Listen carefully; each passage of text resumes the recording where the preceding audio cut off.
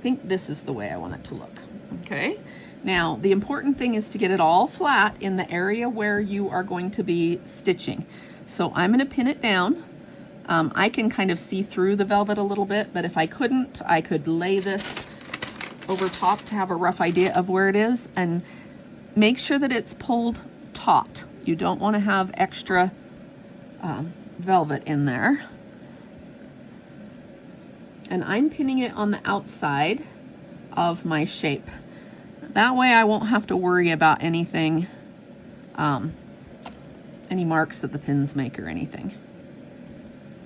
Now, if you're saying, well, I can't tell right where my shape is, just make sure that this is pinned down tightly. You'll come close, and if you overlap, it doesn't matter.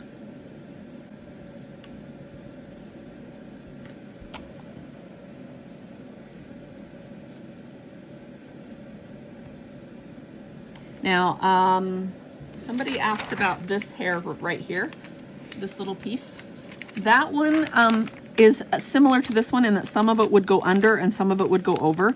I found it's just easier to add it after, so there's no part of it that ends up going under. That way it's a little flexible and you can kind of slide it around, and if it doesn't follow where you ended up needle turning your velvet, you can trim it a little bit and make it work. All right, we have this now pinned on, very taut on our background. Okay, so now the next step is to flip it over, and this is why we needed the pattern on the other side, because it is hard to see through this one. We're going to flip it to this side, and we are going to baste along that line. The purpose in basting there is that then I know where I'm supposed to stitch. Now, I double verified I'd know where I was supposed to stitch by putting a line on the front side, but that will help. So the next step is to go ahead and baste this, and then we'll come back and trim 1/4 inch away from the basting lines. So baste exactly where it's supposed to go, and then we'll come back and trim. Okay, the red doesn't show through. It's harder for me to see where that line is. So you can see that I've folded it back and forth a few times so that I can see where that's where the tip of it is. So I'm going to flatten it carefully, pin up approximately right there. And I know it comes down over here, so I'm going to pin down into this spot. And across the bottom over here. You can also see that I get a lot of fuzz from it, but that's okay. We will clear it with a lint roller. So I'm going to put one down here. And again, the purpose here is to make sure that you're keeping it taut enough that you won't have any wrinkles when you needle turn. And again, this doesn't matter if I'm not exactly on the line or exactly outside of it. I just need it in roughly the shape of what it is. I need it pulled taut and held firmly that way while I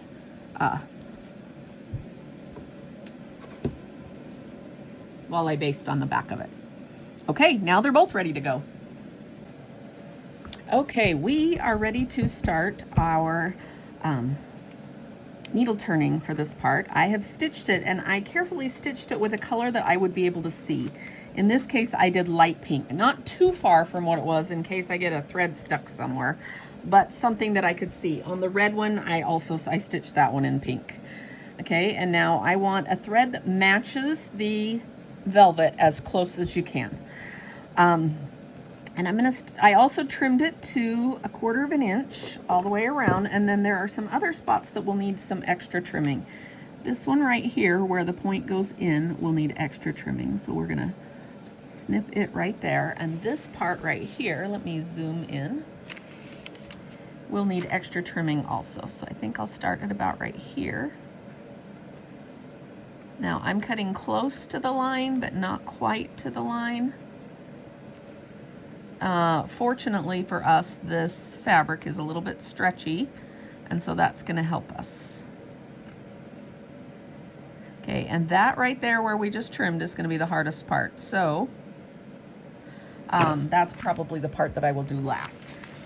Now, the other thing that we need to be aware of is that right here, where is that top piece? I had it out. There it is. This piece right here is going to go on top of this edge. So we don't have to worry about needle turning it from right here to right here. We'll need to needle turn on this outside edge, but we will not need to needle turn that edge right there or right down to here. And I'm not going to. I'm just going to leave those basting stitches in place, and then when we applique the wool over top of it, that will help.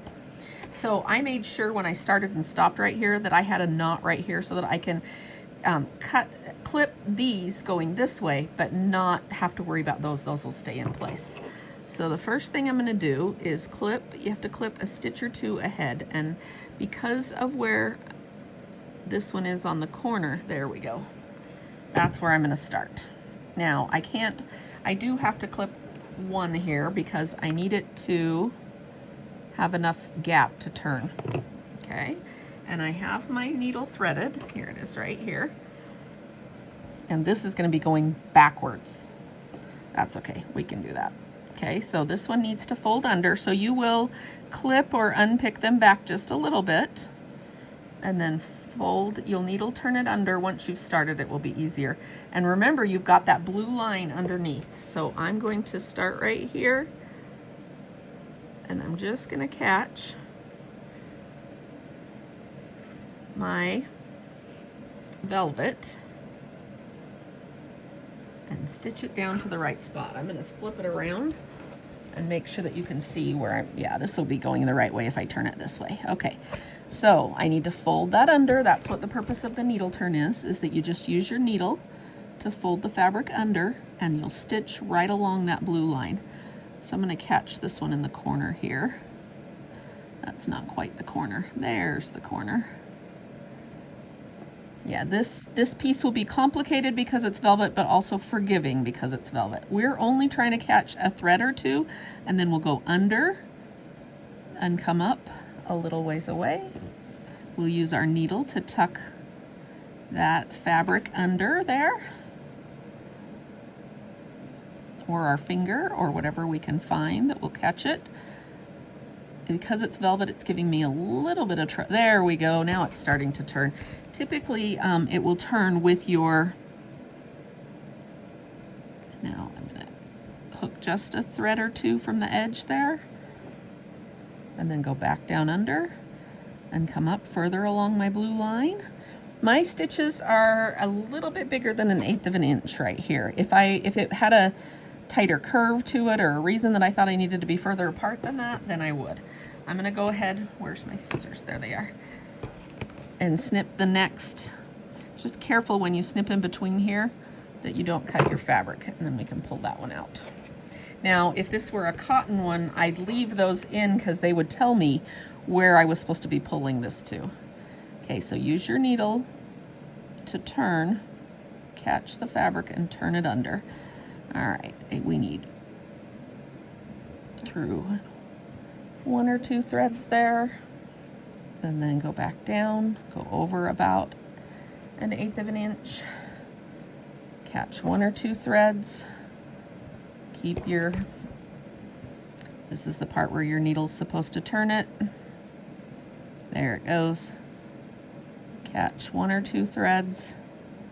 Still think if I were going the opposite direction, I might have this neater, but then go back down and over. There we go. Okay, so this is actual, no faking it, needle turning. No easy way, no shortcut. Not to say that you can't do an easier way or a shortcut, but I think with the velvet on this particular project, in order to get it to turn out right, this is what you need to do, where you have to keep your iron away from your velvet here.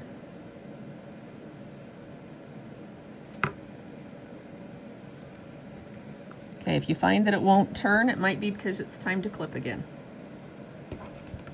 All right, so this is the procedure that we're going to do. When I get to the spot right over here where I clipped it, I'll come back and show more video of how to do, what to do when you get to a spot that's clipped.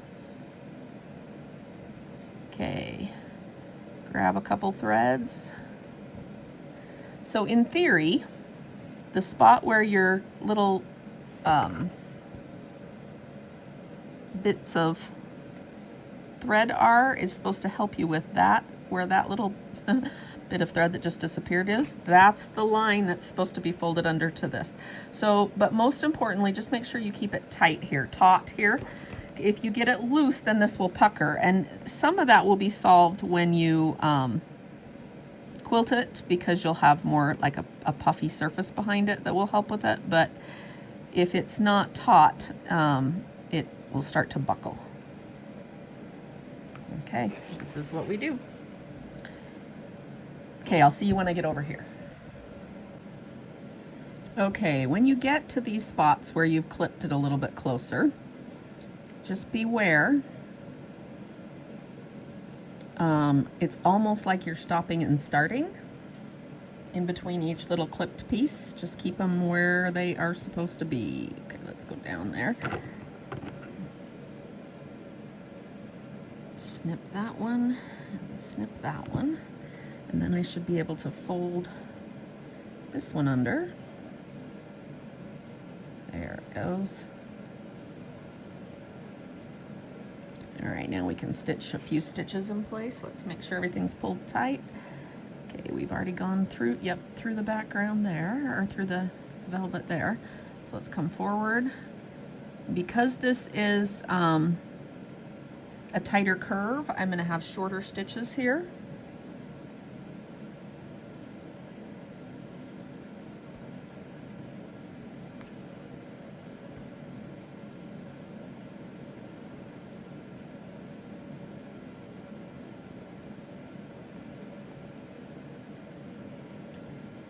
Tuck that one under a little bit more. I haven't clipped for that one, but I need to tuck, yeah, there we go, the beginning of this one under a little more. So I'm stabbing it with my needle, but only through that back little layer that's tucked under. Okay, I've gone through the fabric. Let's go down, come up close, go through the fabric again, the velvet. Don't tie your thread in a knot. Okay, go back down into the background, and it looks like I need to snip another one. What you got to watch for on this one, you can almost see it starting to happen here. I'm going to snip this one just a little bit further. Is that because they are still together, instead of pulling correctly where they should lay down, they start to pull to the side, and that's what we have to be aware of. However, when I snip it, that helped a lot. Trying to hook through just the back layer of the velvet and push it down through so that I've got everything pulled tight again.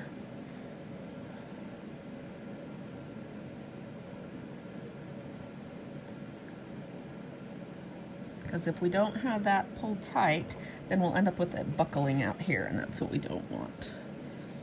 Okay, looks like we're ready to snip the next one.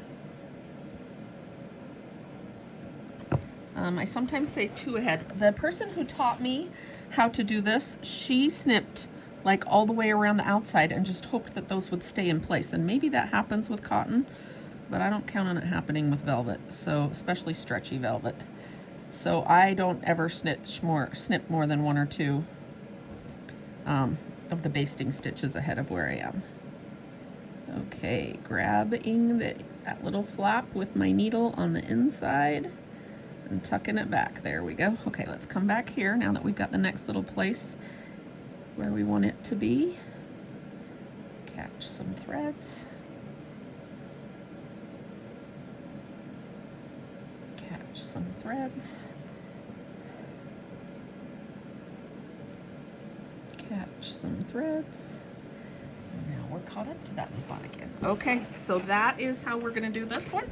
When I get up to the top here, I'm gonna turn this side under, and then I'm gonna turn the other side under and keep going back, and I'm just gonna leave that little top flap hanging there. But I'll show you what I'm gonna do when I get to that spot.